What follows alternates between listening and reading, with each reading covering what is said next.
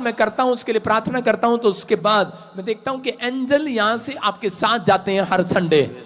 आप सक्सेसफुल होंगे यीशु मसीह के नाम में। आज एंजल खड़े हैं, अपने पड़ोसी को बोलो तू सक्सेसफुल होगा। आशीर्वाद दो उसको, बोलो कि तू सफल पुरुष होगा यीशु मसीह के नाम में। देखिए टॉपिक है आज का हमारा, कामयाब होने के लिए, व्यक्ति बनने के लिए हम क्या करें।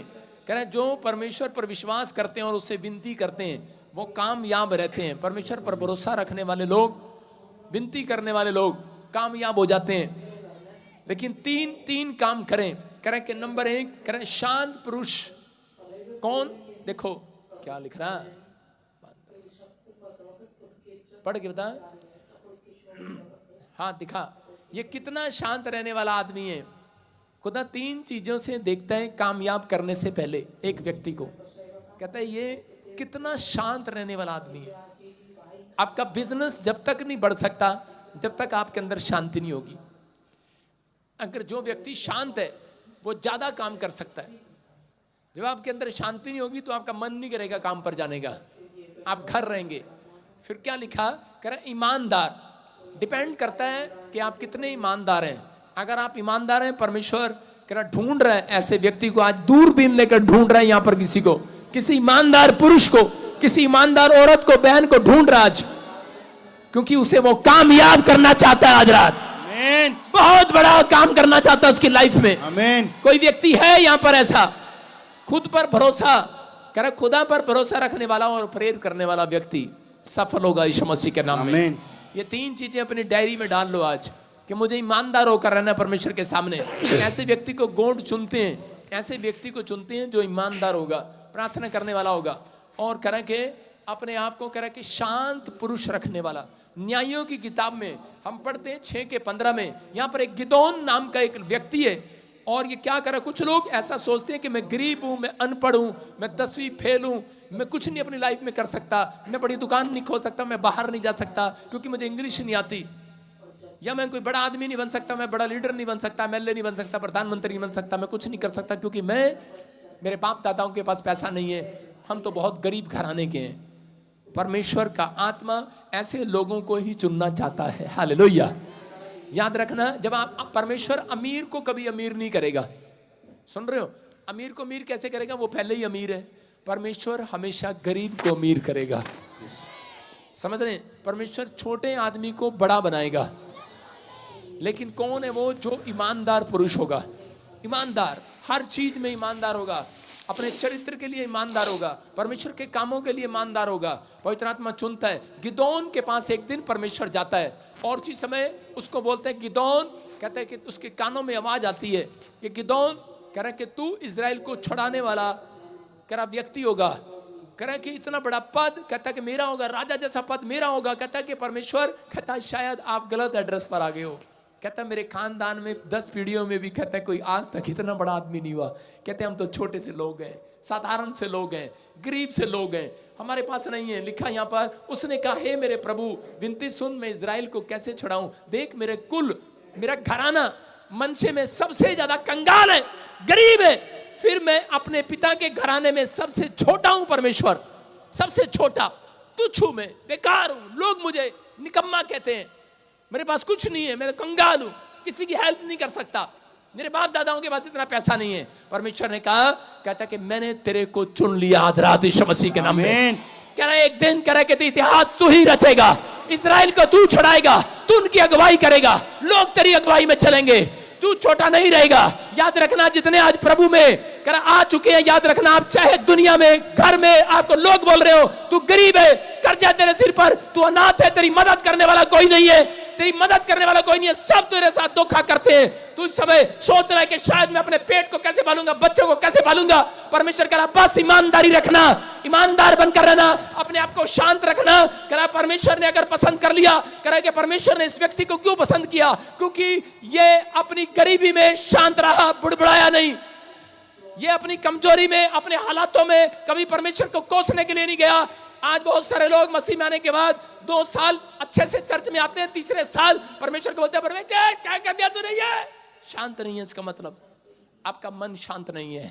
अगर आप परमेश्वर की बुराई करते हैं, अगर आप परमेश्वर से सवाल करते हैं कहते हैं परमेश्वर इतने साल हो गए चर्च में आते अब तक बच्चा नहीं दे रहा तू। परमेश्वर का आत्मा कह रहा है तेरा मन शांत नहीं है। अगर तेरा मन शांत है तो याद रखना, मैं कह रहा हूं कि अगर आपको कुछ मिले ना मिले, कुछ मिले ना मिले, लेकिन परमेश्वर ने आज फैसला ले लिया है। कह रहा है अगर मुझे इनके खानदान में एक भी लड़का शांत मिल गया, एक भी बेटी शांत मिल गई, एक भी बेटा ईमानदार मिल गया, कह रहा है इतिहास रचवा दूंगा आज रात। आमीन। कह रहा है छोटा नहीं रहेगा वो आदमी, आमीन, बड़ा हो जाएगा। बड़ा, कोई बड़ा काम करने के लिए परमेश्वर ने चुना आपको। छोटा काम करने के लिए परमेश्वर कभी किसी को नहीं चुनते। याद रखना, यीशु मसीह कभी किसी को नहीं चुनता छोटा काम करने के लिए। जो व्यक्ति परमेश्वर पर विश्वास करता है, ईमानदारी से चलता है, प्रभु पर भरोसा रखता है, प्रार्थना करता है, कह रहा जल्दी से उखड़ता नहीं है, छोटी बात के लिए उसको गुस्सा नहीं आता, परमेश्वर ऐसे व्यक्ति को चुनते हैं और कोई बड़ा आदमी बनाते हैं यीशु मसीह के नाम में। आज मैं कह रहा हूं कि ये मायने नहीं रखता कि आपके पास पैसा है या नहीं है, आपके पास कितनी क्वालिफिकेशन है, ये मायना नहीं रखता कि आप कितने पढ़े लिखे हैं या नहीं, ये मायना नहीं रखता। मायना ये रखता है परमेश्वर आपके साथ है कि नहीं। मायना ये रखता है उसकी दृष्टि आपके ऊपर है कि नहीं। मायना ये रखता है वो आपके साथ है कि नहीं। मैं कह रहा हूं कि आज पवित्र आत्मा ने गिदोन को कहा, गिदोन मेरी दृष्टि तेरे ऊपर होगी है। बोलता है मैं तो छोटा सा आदमी हूं, मेरे पास कुछ भी नहीं है। परमेश्वर ने कहा मैंने देख लिया है, मेरी नजर तेरे ऊपर पड़ गई है। कह रहा है तू ईमानदार है, तू ईमानदार है अपने कैरेक्टर में, अपने चरित्र में। तूने कभी मुझे धोखा नहीं दिया, तूने जो कहा वो करके दिखाया। कहता है कि तू लोगों की हेल्प करने वाला आदमी है। कहता है सुन कर, तू अपने माँ बाप की सेवा करने वाला आदमी है, तू आज्ञाकारी है, अपने अगुओं के साथ चलने वाला आदमी है। कहता है जा मैं तुझे कह रहा है इजराइल का राजा बनाऊंगा, इजराइल के ऊपर अगवा बनाऊंगा। हालेलुया। याद रखना आज के बाद कह रहा है अगर ईमानदार कोई मिला, परमेश्वर की दृष्टि होने वाली। आज वो कैमरा लेकर ढूंढ रहे किसी को। आप अपने गांव में सरपंच नहीं बन सकती हैं यीशु मसीह के नाम में। आज कोई अपने गांव में सरपंच बन सकता है। आप छोटे से आदमी को, एक बार एक आदमी प्रार्थना कराने के लिए आया मेरे पास। कहता है जी मेरे पास 1 रुपया भी नहीं है अपने बच्चों को पालने के लिए, जॉब नहीं है। मैंने कहा उस समय में सरपंच वो बनते थे गांव में जो जाट होते थे, बड़े पंडित परिवार, मतलब ऊंची ऊंची कास्ट के लोग होते थे।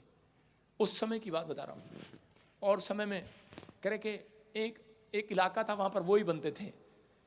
पता नहीं जब वो मुझे मिला, वो एक हरिजन फैमिली से था, और मैंने उसको हाथ रखा उसके सिर पे। मैंने कहा तेरी पत्नी सरपंच नहीं बन जाएगी। कहता हंसने लगा। कहता पादरी साहब क्या करें, खाने को रोटी नहीं है, गांव वाले तो दारू मांगेंगे जब इलेक्शन होगा, हम कहां से लाएंगे इतना। अरे मैंने कहा परमेश्वर का फेवर होगा। और उस साल ऐसा नियम बना, कहते कि इस गांव में इस साल इलेक्शन सिर्फ रिजर्व कोटे का होगा। हालेलुया। समझ रहे कौन सा क्या बोलते हैं, कोई भी हो SC BC कोटे में से होगा। और उसका नंबर आ गया, लोगों ने पकड़कर उसको खड़ा कर दिया। कहते हम सपोर्ट करेंगे तेरी, तू खड़ी हो जा, जब जीतेंगे हमारा काम बनाइयो। और जिस दिन वो जीत गई उसने उनको लात मार देगा। हालो ईमानदारी से काम करूंगी गांव में। आज मेरी सेवकाई को कितने साल हो गए हैं, 15 साल। आज तक वो अपने गांव में उनके घराने में से सरपंच बनते आ रहे हैं। हालेलुया। आपको समझ में आ रहा है? आपको समझ में आ रहा है? कोई ना कोई ऐसे तरक्की करता आ रहा है। कई प्लान, मुझे नहीं पता, कई प्लान वो जीत गए। परमेश्वर सुनता है। ईमानदार व्यक्ति को परमेश्वर आगे लेकर आने वाला है। आमीन। ईमानदार व्यक्ति का बिजनेस आगे आएगा, उनके बच्चे आगे आएंगे। बस आपको हाथ उठाकर कहना परमेश्वर मेरे बच्चों को ईमानदार बना दे, मेरी फैमिली को, मेरे परिवार को शांत पुरुष बना दे। आज शांत पुरुष बना दे। पवित्र आत्मा गुस्से करने वाला नहीं। याद रखना परमेश्वर गुस्से करने वाले आदमी के साथ नहीं चलता। जो क्रोधी मनुष्य हैं उनके साथ नहीं चलता परमेश्वर। जो छोटी छोटी बात पर गुस्सा कर जाते हैं। मुझे लोग गुंडा, शराबी, नशेड़ी, पता नहीं क्या क्या बोलते थे जब मैं छोटा सा था, छोटी सी उम्र में। मैं आपको बताता हूँ कि मैं 5वीं क्लास तक मेरे बाप ने मेरे को सरकारी स्कूल में पढ़ाया। हम एक छोटे से परिवार में, छोटे से गांव में रहने वाले व्यक्ति थे, और इतना पैसा नहीं होता था उस समय में। लेकिन मेरे डैडी का पता नहीं क्या तुक्का लग गया, बड़ा पैसा आ गया कहीं से। और उसके बाद उसने 6वीं में मुझे इंग्लिश मीडियम स्कूल में करा दिया। और इंग्लिश मीडियम स्कूल में गया, लोग मेरे से इंग्लिश में बात करते डरते, मुझे समझ में नहीं आता। मैंने कहा डैडी तू कौन से स्कूल में भेज दिया मुझे, मैं इस जोगा नहीं हूँ, यहाँ बड़े आदमियों के बच्चे पढ़ने आते हैं।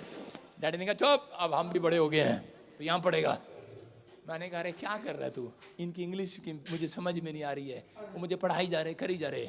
6ठी क्लास में लेकिन उसमें क्या हुआ कि एक टाइम ऐसा था कि डैडी को बस सिर्फ इंग्लिश मीडियम स्कूल में फीस देता था। वो चाहता था कि मेरा बेटा मेरे से तरक्की करे, बड़ा आदमी बने, मेरा बेटा बड़ी नौकरी लगे। वो सब भाइयों में से मुझसे प्यार करता था इस सोचकर, क्योंकि मेरे नंबर बटाते थे, क्योंकि 5वीं तक तो सबके आते हैं ज़्यादा नंबर आते थे। डैडी ने कहा ये लड़का कुछ बन सकता है, इंजीनियर बनेगा, डॉक्टर बनेगा, पढ़ाई करेगा। मैं उस समय में मैंने कहा डैडी तू सारा ही तनख्वाह तो यहाँ दे देता है। तो मैं उस समय में कभी अपने बाप से अपनी माँ से जिद नहीं करता था, मुझे चॉकलेट दे, मुझे अच्छा खाना दे, मुझे ये दे वो दे।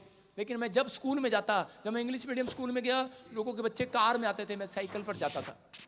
मेरा डैडी मुझे मर्द की तरह, एक बच्चा आगे, एक हैंडल पे, एक पीछे, खुद चल आ गया और चलता था ऐसे लेकिन छोड़ के आता था, हमें शर्म आती थी उस स्कूल में जाते हुए। उनके टिफिन खुलते थे, इतनी अच्छी अच्छी स्मेल आती थी, किसी का गाजर का हलवा, किसी का कुछ, इतने आलू के परोठे, गोभी के परोठे, पता नहीं क्या क्या लेके आते थे बच्चे। उनकी माँ उनको स्कूल में अच्छी सी चीजें देती थी और मैं उस समय अंदर से निराश हो जाता था। मैंने कहा मेरी माँ तो, लेकिन एक दिन मैंने देखा वहां पे गीत चल रहा था, हम होंगे कामयाब एक दिन, हो बोलो जो स्कूल गए हैं।